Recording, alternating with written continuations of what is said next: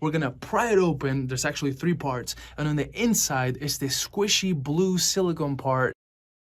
How to design a silicone part in SolidWorks.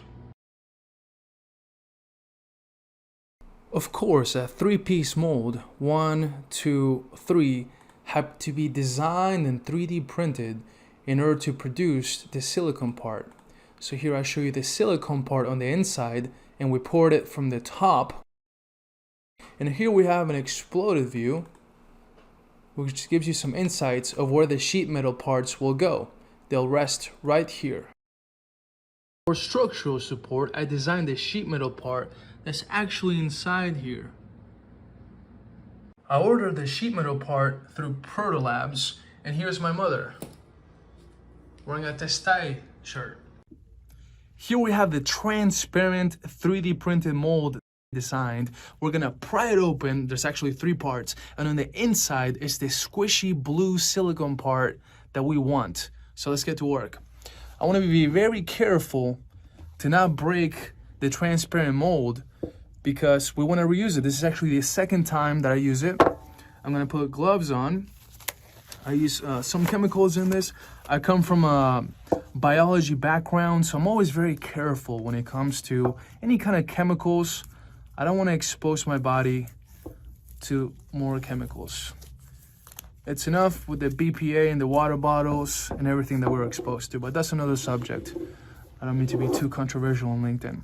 So as you can see, we had the white electric tape where the corners meet of the 3 parts, 1, 2, 3 parts. And these were all clamped down so it wouldn't leak. My 2nd time doing it, I had 0 leaks, so it tells us this is a good design, or good enough at least. So let's get to work.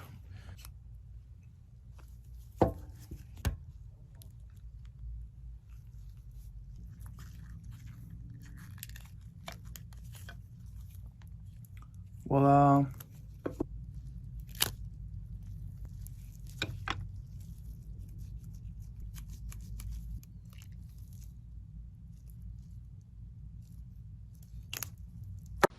So if you're still here, you probably want to know what's the functional purpose of this thing that I've designed. Well, ladies and gentlemen, this is a holder with different sizes, as you can see the M3, M3.5, of tips for heat soldering iron. And the way that this works is we have this threaded insert installer, more on that momentarily. But you select the tip that you want. Let's go with 3. Now keep in mind I have my phone on my right and I'm doing this left-handed. So you rotate,